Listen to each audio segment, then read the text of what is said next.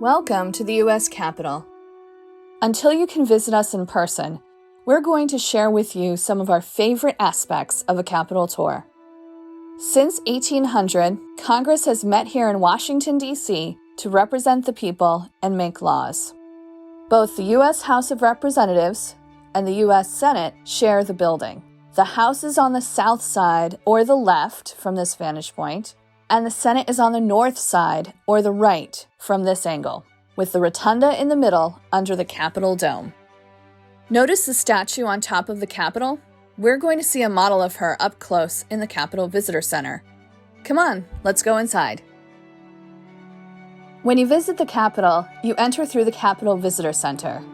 People from the U.S. and around the world not only come here for tours, but also for conferences and meetings with members of Congress on important issues. This room was named Emancipation Hall to honor the enslaved people who worked to build the Capitol. Statues of people like Frederick Douglass and Sojourner Truth remind us of the many contributions that private citizens make to effect change in our country. Remember this statue from the top of the dome? This is the original plaster model that was used to create the bronze Statue of Freedom. It was designed by an American artist named Thomas Crawford, who had this model shipped to Washington, D.C. all the way from Italy. The entire statue is 19.5 feet tall. She is dressed in a classic Greco-Roman style to match the architecture of the building. She also wears a helmet topped with an eagle-plumed crest and carries a sword, shield, and laurel wreath. After the model arrived, there was a problem: how to make this huge statue in bronze. It was Philip Reed, an enslaved man, who figured out how to take the model apart so that the foundry could cast it. By the time the statue was placed on the dome, Philip Reed was a free man. The first place we're going inside the historic Capitol building is the crypt. The crypt is not the fanciest room in the Capitol, but it has an important job. The arches and the 40 large columns not only hold up the ceiling, but also the 8.9 million pound dome you saw from the outside. The weight of the dome and the rotunda sits on the walls, and the arches carry that weight to the columns so that everything is supported. There's a lot of engineering in there. And remember, in the 1800s, they had to do all of this without power tools or modern construction equipment. When Pierre L'Enfant designed the city of Washington, he put the Capitol building in the center of his design. This star in the crypt marks the place where the 4 quadrants of the city come together. We have a lot of statues in the Capitol. The crypt in particular has one statue from each of the original 13 colonies. This is a statue of Roger Sherman from Connecticut. Along with Oliver Ellsworth, Roger Sherman is the author of The Great Compromise, which is the part of the Constitution that laid out the ways in which Congress represents the people. Now let's go upstairs to see the rotunda, the room directly under the dome. The rotunda is the ceremonial center of the Capitol. Over the years, we've used this room to share our history, unveil new art, honor those who have made significant contributions, and to say goodbye to national leaders and citizens who have served our country. During the Civil War, we even used this room as a hospital for wounded soldiers. This room is decorated with art. Above us, in the eye of the rotunda, is the Apotheosis of Washington. It's a fresco, which means that it was painted onto the ceiling over wet plaster. The entire painting is huge, 4,664 square feet. The artist, Constantino Brumidi, had to climb 180 feet up inside the dome to paint it.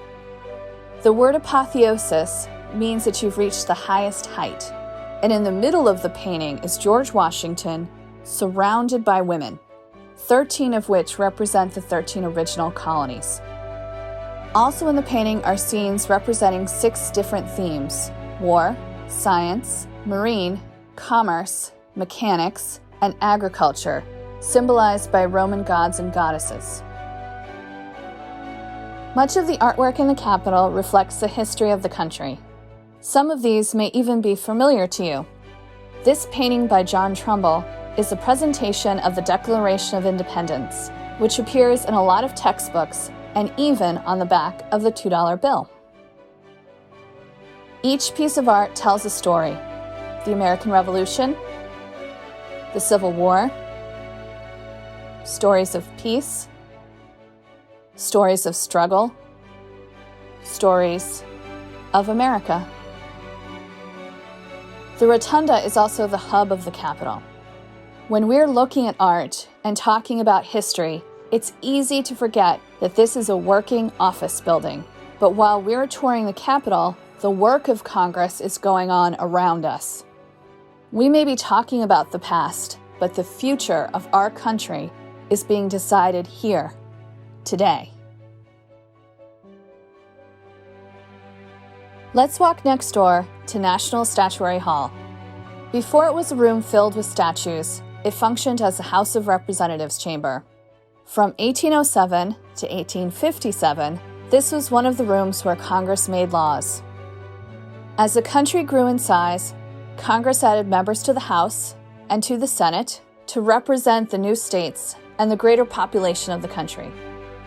We recognize some of the people who are members of the House in this room by marking their old desk locations, because 8 of them, including Abraham Lincoln and John Quincy Adams, became presidents of the United States.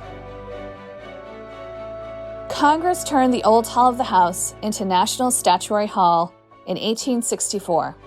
Statues are chosen by the state legislatures. Each state can send statues of 2 people from its history. Some of the state statues that are in this room today depict people who were members of the House when this room was the House chamber. For example, Kentucky sent the statue of Henry Clay, who was the youngest Speaker of the House. But states haven't just sent statues of members of Congress or politicians. One of the newer statues in the collection is Chief Standing Bear from Nebraska. He was a leader of the Ponca tribe. When they were forced to move to Oklahoma to a reservation, he argued successfully for the rights of his people. Here's a statue of the inventor Thomas Edison. The state of Ohio sent this one. There is also a statue that is not a state statue, but is a gift from Congress to all of us. And that is the one of the iconic civil rights leader, Rosa Parks, a woman who risked her life in the fight against segregation. When this room became Statuary Hall, they thought that all of the state statues would be placed here, but that was long before we had 50 states. Statues started arriving in the Capitol in 1870, but in the 1930s, the collection outgrew Statuary Hall, and for both aesthetic and structural reasons, Congress authorized the display of the statues throughout the building.